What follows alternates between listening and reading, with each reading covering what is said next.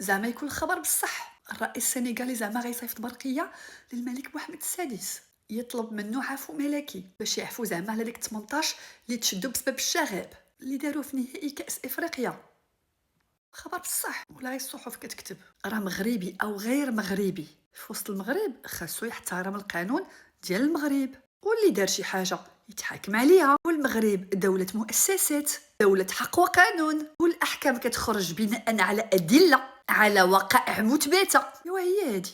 الافارقه غيبقاو يديروا ما بغاو في المغرب وفي الاخر يجيو زعما الرؤساء يصيفطوا برقيات طلب عفو ملكي. ايوا العفو الملكي اكيد بيد الملك، هو اللي صاحب القرار. حنا عارفين بان العلاقات بين المغرب والسنغال علاقات مهمه، والمغرب ما عمرو كان ضد شي شعب، هو ديما مع النظام والاحترام. اللي دار شي حاجه يتحاسب عليها، وهما تحاسبوا بين 3 شهور وعام نافذه. وحنا جايين على كأس العالم، يعني اللي جا يدير شي حاجه يجي شي رئيس يقول لك عفو ملكي. اجيو انا هضرت لكم على 18 سنغالي، هذاك الجزائري يجي عمي مجيدو يطلب ليه عفو ملكي يديرها.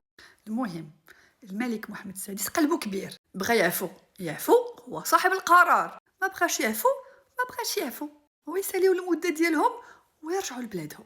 بيس.